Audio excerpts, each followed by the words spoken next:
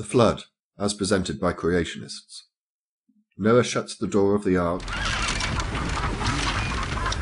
The ocean floor splits open.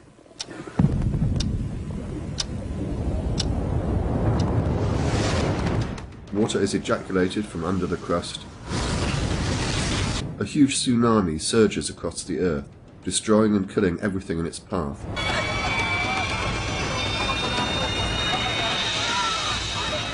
Then the ark is gently raised by the waters, floats around for a year, and of course, let's not forget the rainbow. I have a slight problem with this account, in that I think those advancing it underestimate the forces involved in a tsunami. It is in fact possible to calculate these forces, but such figures are so large they become meaningless. Visual examples are much better. We see here the sort of effect that a modest tsunami can have.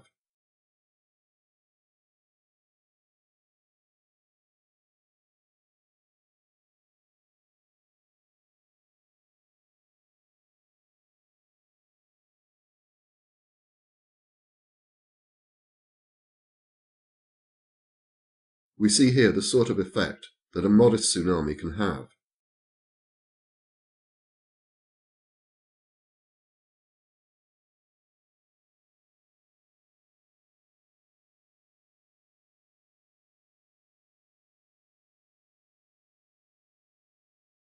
Was ist das? Das Fischerboot dahin ist gekentert. And then it just went straight over one of the ships. Now in that moment I knew how big the wave was. So that's when I started running. So what effect would a tsunami have on Noah's boat?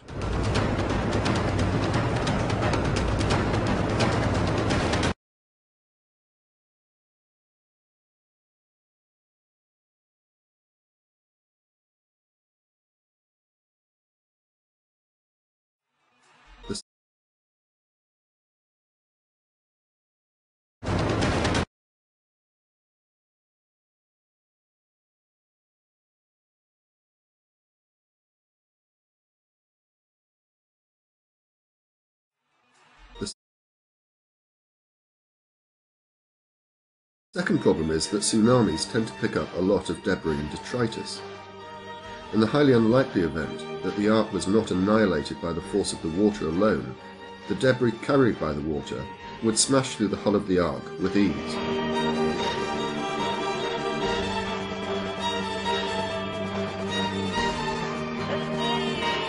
But let's assume the ark survived even that. The forces on it as it tossed about on the waves would tear it apart. To understand the magnitude of those forces, here is a modern tanker rolling in heavy seas. Now have a look inside the same tanker.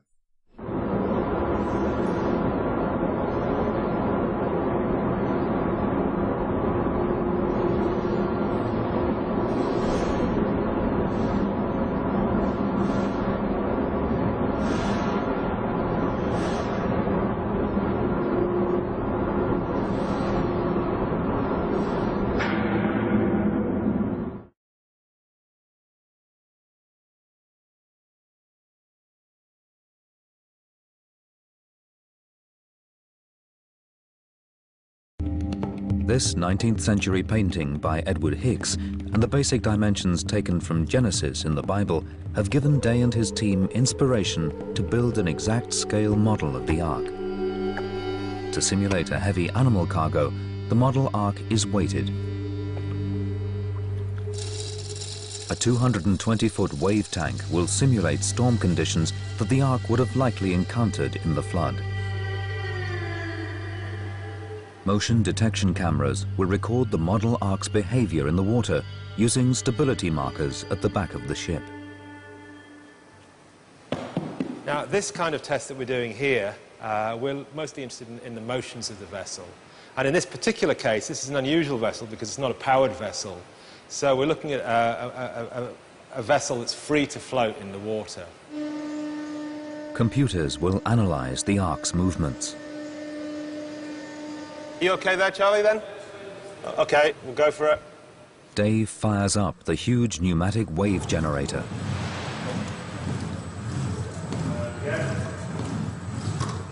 On board, Noah would have had no power to control the direction of his huge ship.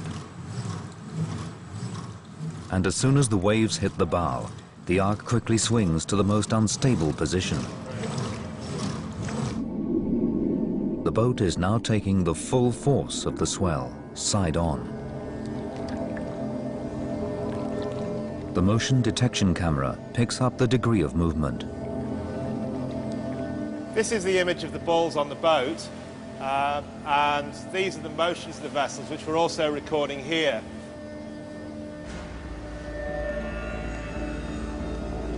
The Ark is pitching and rolling dangerously as the wave machine reaches storm conditions so extreme that one of the marker balls actually disappears underwater. We've got a peak roll angle of over 50 degrees. You would be thrown around all over the place. You'd be literally hanging on for grim death. The real boat, which wouldn't be 100% watertight like our model is, would be sinking. To make allowance for how a wooden boat built at the time of Noah would leak uncontrollably, the team removes the deck and runs the test one more time. It soon takes on water and begins to list. I think it's trouble now. It's going. It's going to go. There it goes. More and more water comes in, and the boat just progressively floods, and then in the end there's a loss of stability, and the boat sinks quite dramatically in that case.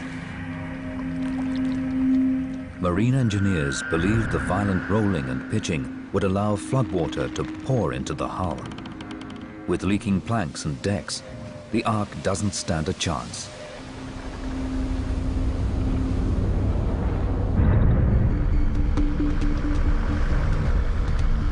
But Ark supporters believe Noah had the technology to stabilize his boat in rough waters. And 13 miles west of the Durupina site, Bowen finds the evidence.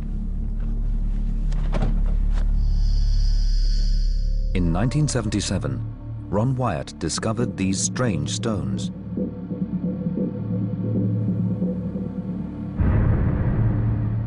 Based on his knowledge of ancient Egyptian boats, he thought these stones could have been tied beneath the hull, the hanging weights keeping the Ark steady in rough water.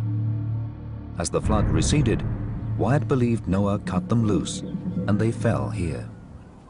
What we believe happened with these stones here, as the ship would roll and pitch, this would swing back and forth and up a little bit as the ship would pitch and roll, similar to a shock absorber in your car.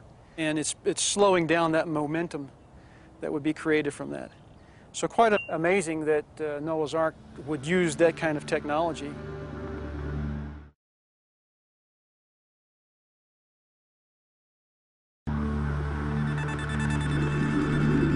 To find out whether Noah's supposed technology works, Day has added weights beneath the model Ark. This time, he's programmed in even bigger waves.